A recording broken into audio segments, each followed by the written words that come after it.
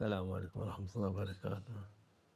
أعوذ بالله من الشيطان الرجيم. بسم الله الرحمن الرحيم، والصلاة والسلام على رسولنا محمد سيد الأولين والآخرين. مدد يا رسول، مدد يا سادات أصحاب رسول، مدد يا مشايخنا. دستور مولانا شيخ عبد الله فاز حسن شيخ محمد علي الحقاني. مدد طريقتنا الصحبة والخير في الجميع. بسم الله الرحمن الرحيم. بسم الله الرحمن الرحيم.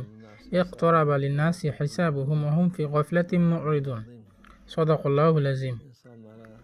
আল্লাহ আযজা ওয়া জাল্লা বলেছেন যে কিয়ামতের দিবস এটি নিকটবর্তী, কিন্তু ইনসান তারা উদাসীন অবস্থায় রয়েছে এবং গাফলতে রয়েছে। ইনসান তারা তাদের বিবেক দিয়ে এই বিষয়টি বিবেচনা করে না, বরং তারা এই কিয়ামত দিবস থেকে দূরে থাকতে চায়। তারা তাদের নিজেদের পছন্দ মতো চলতে চায়। কিয়ামতের দিন যে বিচার করা হবে সেটি সহজ নয়, কিন্তু এটি তখনই সহজ যখন আল্লাহ আযজা ওয়া জাল্লা তার ক্ষমার গুণের মাধ্যমে সকলকে ক্ষমা করে দিবেন। বর্তমানে সকল সরকারের অফিসগুলোতে আমরা খুব শক্তিশালী হিসাব নিকাশের ব্যবস্থা দেখতে পাই। সেখানে ক্ষমা বলে কিছু নেই। আপনি কাউকে হত্যা করলে কেউ আপনাকে ক্ষমা করে দিবে, এরকমটি নেই। আপনি যদি ইউরোপ বা আমেরিকায় আপনি আপনার হিসাব নিকাশে বা আপনার শৃঙ্খলায় এলোমেলো হন, তাহলে আপনাকে তারা কখনোই ক্ষমা করবে না, বরং তারা আপনাকে কারারুদ্ধ করবে এবং আপনি জানবেন না কখন আপনি সেখান থেকে বের হবেন। কিন্তু আল্লাহ আযজা ওয়া জাল্লার ক্ষেত্রে বিষয়টি এমন নয়।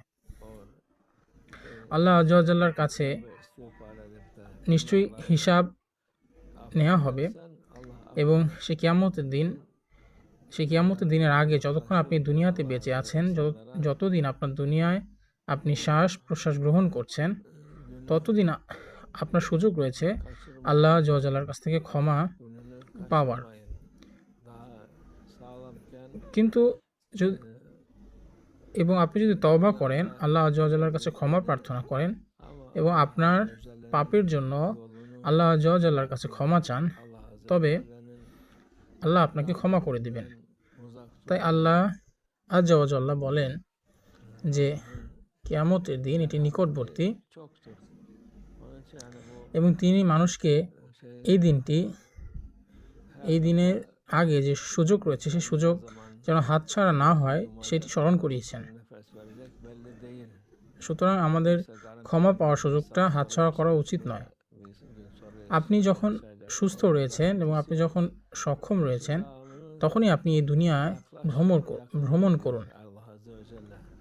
কিন্তু আল্লাহ আযজা ওয়া জাল্লার পথ থেকে কখনো বিচ্যুত হবেন না এবং আল্লাহ আযজা ওয়া জাল্লার রহমত থেকে কখনো দূরে থাকবেন না। আল্লাহ আযজা ওয়া জাল্লার দয়া ও রহমত এটি অসীম। যখন একজন ব্যক্তি তার চোখ বন্ধ করবে এবং কখন তার চোখ বন্ধ করবে এবং কখন সে তার শেষ নিঃশ্বাস ত্যাগ করবে, তা নিশ্চিতভাবে কেউ বলতে পারে না। কেউ কি 1 ঘন্টা বা 1 দিন পরেও বেঁচে থাকবে কিনা তার কোনো নিশ্চয়তা নেই।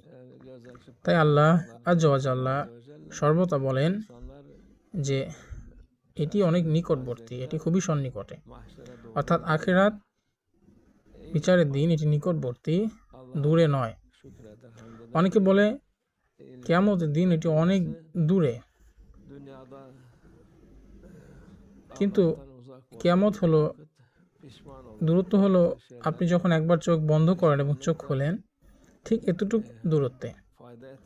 আপনি যেদিন আবার পুনরুত্থিত হবেন, যখন আপনি কবর থেকে বেরিয়ে আসবেন এবং হাসরের দিনের দিকে এগিয়ে যাবেন, তখন বলবেন কি হলো, আমরা কি এখানে এতগুলো বছর ছিলাম, এই সময়টা কত দ্রুত কেটে গেল।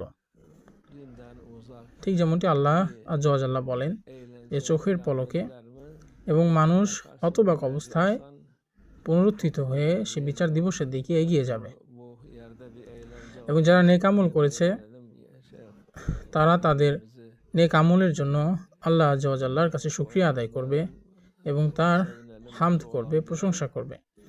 আর যারা দুনিয়ায় আল্লাহ আজ্জাওয়াজাল্লাহ থেকে দূরে থেকেছে তারা আখিরাতে এর জন্য অনেক অনুশোচনা করবে। কিয়ামতের দিন এটি সেই স্থান যেখানে তাদের অনুশোচনা কোনো কাজে আসবে না। এই দুনিয়াতে থাকাকালীন সকলেরই আল্লাহ আজ্জাওয়াজাল্লাহর কাছে ক্ষমা চাওয়া উচিত। هذا دوري والله أير مصر ومن الله توفيق. الفاتحة.